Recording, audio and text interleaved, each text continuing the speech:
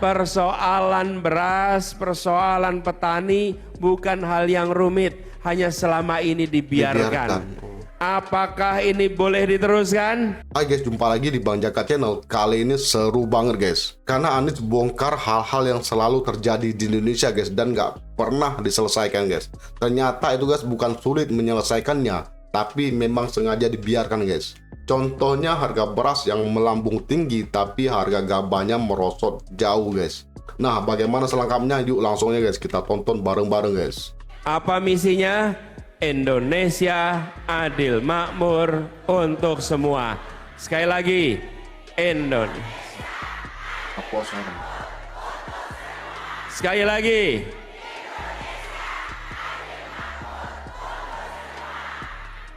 Ibu-ibu semuanya, apakah harga beras murah atau mahal?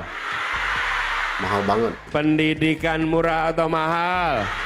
Mahal. Kesehatan murah atau mahal? Mahal. Lapangan pekerjaan mudah atau sulit? Sangat sulit, yang ada dipecatin. Bagaimana kalau itu kita lanjutkan? Beras mahal, betul? Kita lanjutkan bagaimana? Lapangan pekerjaan sulit dari atau dulu, mudah? Dari dulu sulit. Bagaimana kalau kita lanjutkan? Perlunya apa? Perlunya apa? Angkat tangannya. Perlunya apa?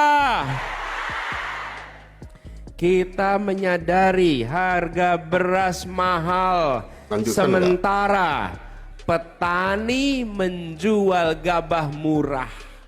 Nah, di situ masalahnya. Betul tidak? Pertanyaannya, uangnya kemana? Kita beli beras harganya mahal, petani terima uangnya sedikit. Lalu kemana uang itu? Gak tahu. Kemana uang itu? Ada benalu-benalu, betul tidak? Ada mafia beras, betul tidak? Ada tenggula-tenggula, ada mafia pupuk, betul tidak? Mereka perlu dibiarkan atau dibasmi? Basmi lah guys. Dibiarkan atau dibasmi? Kalau mereka harus dibasmi, maka kita perlu apa? Perubahan. Perlu apa? Bentar kali guys, cara. Ibu sekalian, inilah sebabnya mengapa kita harus melakukan perubahan. Petani kita bekerja luar biasa keras, tapi mereka tidak bisa menabung. Kenapa tidak bisa menabung? Karena ongkosnya lebih tinggi daripada pendapatannya. Betul tidak? Benar banget. Malah mereka bukannya menabung, tapi punyanya hutang. Betul tidak? Itu masalah yang sudah terjadi bertahun-tahun. Apakah baru 2 tahun? Sudah lama. Saya perhatikan, ini bukan persoalan yang rumit. Ini bukan persoalan yang sulit. Ini adalah persoalan yang selama ini dibiarkan, tidak diselesaikan. Betul tidak? Saya beri contoh. Bila jalan raya banyak lubangnya, rusak jalannya, apakah itu rumit untuk diselesaikan? Tidak, itu mudah diselesaikan. Tapi sering tidak kita menemukan jalan rusak tidak diperbaiki. Dibiarkan ternyata ya. Sering tidak? Bertahun-tahun dibiarkan rusak. Betul tidak? Itu bukan rumit, tinggal menyiapkan aspalnya, taruh anggarannya, langsung dibangun jalan, lalu jalan rusak itu selesai. Betul tidak? Persoalan beras, persoalan petani bukan hal yang rumit, hanya selama ini dibiarkan. Apakah ini boleh diteruskan? Apakah petani dibiarkan menderita? Jangan. Perlunya apa? Perubahan. Perlunya apa? Perubahan. Nomornya berapa? 1. Angkat tangannya semua. Nomornya berapa? Jadi kita harus melakukan perubahan supaya biaya rumah tangga menjadi lebih murah. Betul tidak? Bener banget guys. Biaya pendidikan lebih murah. Biaya kesehatan lebih murah. Bener banget. Itu semua membutuhkan perubahan. Dan khusus saya ingin sampaikan di sini. Ya, kenapa? Kebetulan Teruskan. kita sedang berada di Sorong. Saya ingin lihat catatan saya. Karena kita punya catatan. Sorong ini adalah salah satu tempat yang menjadi pusat kemajuan bagi Papua. Betul? Ini adalah kota yang memiliki dampak pada perekonomian warga yang ada di sekitarnya. Betul? Itu tasam model apa tuh guys? Karena itu kami menyiapkan beberapa rencana khusus untuk Papua. Khusus untuk Sorong.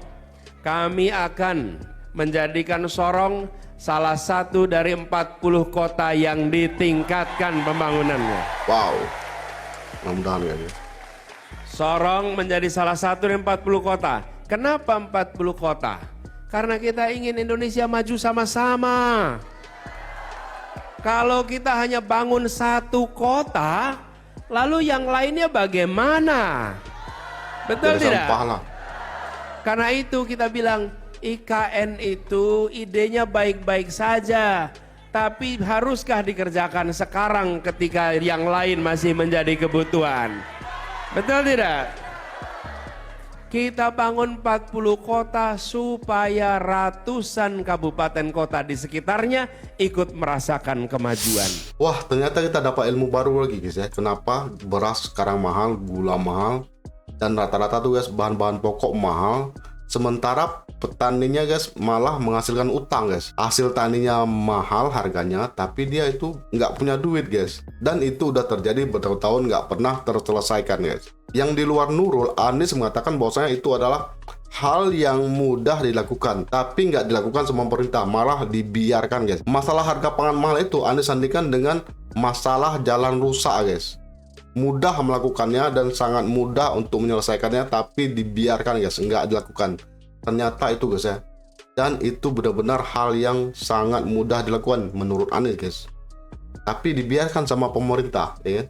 Memang sengaja dilakukan guys, karena ada mafia, ada benalu ya kan. Karena guys benalunya ini yang kuat-kuat banget guys. Jadi susah untuk diberantas. Kalau diberantas benalunya ini ngamuk guys. Jadi makanya ini nggak pernah selesai. Jadi kalau pemerintah mau benalunya ini dicabut guys. Jadi harga-harganya itu guys bisa normal kembali dan petani itu guys nggak menegang utang. Petani juga tenang, petani juga dapat uang guys. Nggak macam saat ini guys. Harga bahan pokok mahal tapi petaninya juga miskin guys. Itu yang aneh ya. Yang sekarang ini guys. Kok bisa terjadi seperti itu ya? Jadi mudah-mudahan guys kalau benar-benar Anies melakukan perubahan guys. Semoga ini semua guys hilang guys ya. Masalah-masalah kayak gini guys nggak pernah kita dengarkan lagi guys ya. Jadi harga pokok itu stabil guys. Memang kalau saya pikirkan guys ya, petani cabai, bawang ya, petani cabai itu guys kayak main binomo, karena tiba-tiba nanti harganya itu bisa naik jadi 300.000 sekilo guys, 100.000 sekilo, dia bisa langsung kaya raya guys. Biasanya guys hal itu terjadi pas dia lagi nggak panen guys, tapi ketika dia panen itu harga cabainya anjlok guys, jadi 2.000 sekilo, 3.000 sekilo kan. Malah yang ada utang, malah dia bangkrut guys. Seringnya bangkrut guys ya. Tapi guys yang paling aneh harga beras. Jadi guys pemerintah ini nggak sanggup menstabilkan harga beras tersebut guys. Jadi pas kita panen harganya anjlok. Jadi petani mau ngapain guys? Nih nggak dijual, duit nggak ada ya, dijual beras harganya murah, terpaksa lagi dijual murah. Akhir ya uangnya ya pas aja. Papa belanja dia nggak bisa nabung guys. Dan itu terjadi bertahun-tahun setiap tahun guys. Dan petani itu emang nggak pernah jerak guys ya. Dia selalu terus berusaha. Jadi guys saya memohon kepada pemerintah agar bisalah bikin harga itu stabil. Jangan harganya nggak jelas kan macam main binomo ya kan. Hari ini mahal banget, besok murah banget. Gitu guys, nggak jelas ya. Masa nggak bisa bikin harga stabil? Harga rokok aja stabil ya, nggak pernah turun, nggak pernah tiba-tiba anjlok, nggak pernah tiba-tiba naik ya. Bisa pula harga cabai bawang nggak pernah stabil. Kan anehnya di situ guys, pasti ada mafia di situ, nggak mungkin harganya itu kayak gitu ya kan. Nah guys, menurut kamu gimana guys? Silahkan berikan tanggapan, opini, sanggahan, dan kritik di kolom komentar ya, karena itu sangat bermanfaat banget bagi kita semua dan menjadi referensi bagi kita semua guys. Oke guys, saya cukupkan videonya sampai di sini. Kalau ada salah kata, mohon maafkan. Sampai jumpa lagi di video selanjutnya. Wassalamualaikum warahmatullahi wabarakatuh. Memang begitu udah bertahun-tahun guys ya. Apalagi harga padi guys, sakit hati kita guys dengar guys. Ketika panen harganya anjlok, harga gabah anjlok, semua anjlok. Padahal harga upah ngelangsir nggak anjlok ya, harga upah panen nggak anjlok, harga upah ngarit nggak anjlok. Yang anjlok tuh harga gabah. Memang disetel tuh petani tuh nggak pernah kaya ya, aneh.